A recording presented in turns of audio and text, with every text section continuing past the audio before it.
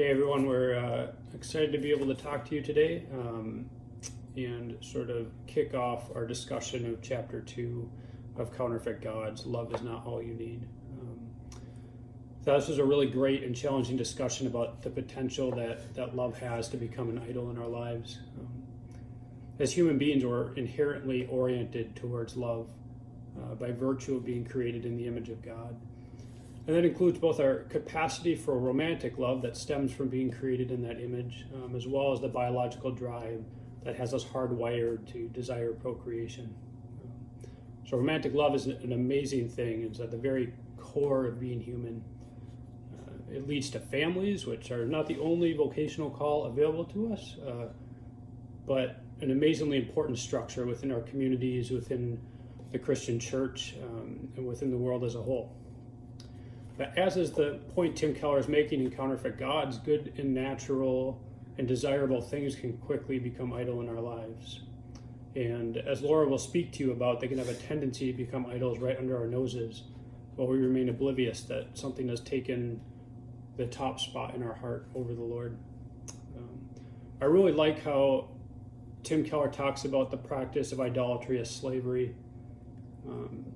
That an idolatrous attachment can lead you to break any promise, it can rationalize any indiscretion, or betray any other allegiance in order to hold on to it. When it comes to love, we often maintain that finding someone to love who will love us in return will heal everything that is wrong with us, or give us that sense of meaning, or fulfill our deepest God-given desires. That if somehow we haven't found that love, we're failing, or worse, God is failing us. But therein lies the danger of idolizing romantic love. If you've dug deep enough into your heart, you know that there's something that you desire that simply can't be had in this world. And yet the world promises that it can deliver it anyway. Ernest Becker, who Tim Keller references in this book, posits that secular people without that belief in God feel compelled to instill some sort of significance in their lives to fill that literally God-sized hole. So often they turn to sex and they turn to romance, what Becker calls apocalyptic romance, to give them that transcendence and that sense of meaning that people used to get from faith in God, that we get from faith in God.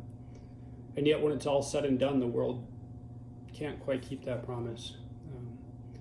Can you imagine putting the weight of your deepest hopes and longings on the person that you're marrying, or you're already married to, or you will marry someday?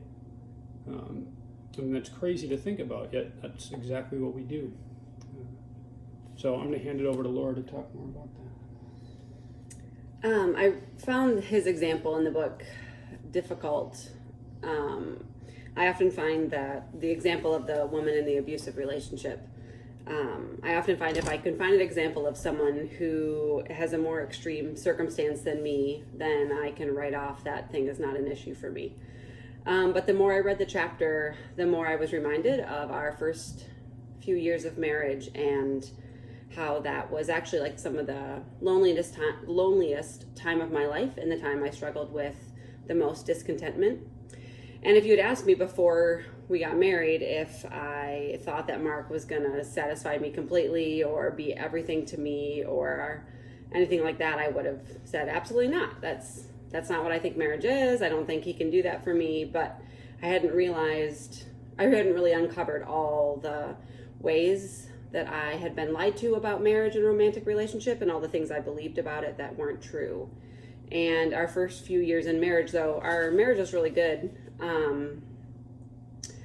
I really was struggling with loneliness and being discontent in it because I thought it was going to be something different than it was. And this false idea that I had been just kind of passively accepted without really realizing that I was drinking the Kool-Aid, that our life together would always be amazing and awesome, or we would be each other's best friends every day, all the time. Just wasn't the case. It really wasn't our reality. And I really fell into some discontentment in that, and realizing that it was bred because of all this unspoken expectation that I had set for myself. It really wasn't Mark's fault. I remember this was a long time ago, probably when I was in high school. An older married man, this couple was probably in their 60s, but he just said the most amazing thing about his wife was that she got everything she needed from the Lord. And that has always stuck with me, and that is something that I fail in regularly, and that we continue to need to work on. But I really want to be someone, regardless of my state in life, regardless of what friends I have, that I actually get everything I need from the Lord. And then actually we could have a marriage that is built not just for the easy, beautiful moments, but also for the hardships, the hard times, that our life together is not built, that I actually get everything I need from the Lord so that our marriage can be good and proper.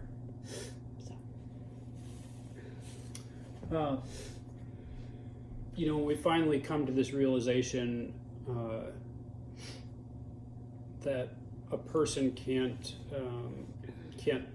fulfill those deepest desires. We have options, right? What do we do at that point? We can either blame, right? We can blame those things that didn't work out and try to move on to better things. We can blame ourselves, or we can blame the world, right?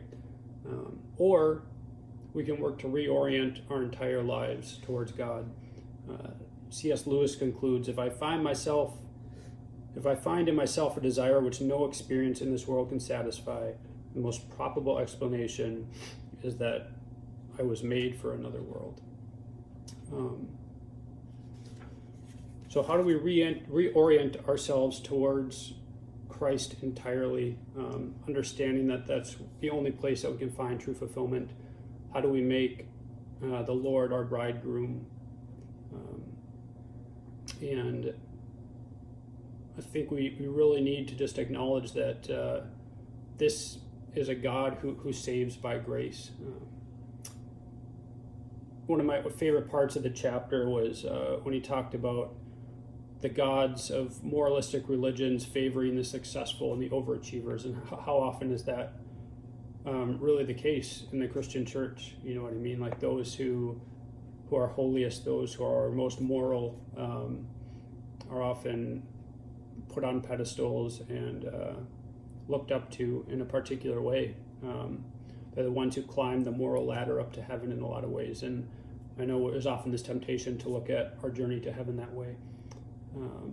But the God of the Bible is one who comes down into this world to accomplish a salvation, and gives us a grace that we could never attain ourselves. So I really hope that this chapter is valuable for you. I think there's something for all of us in there, and let's really make an effort during this discussion to dig into it and investigate our own hearts and our own desires, and work towards a place where the Lord truly is the center of our life.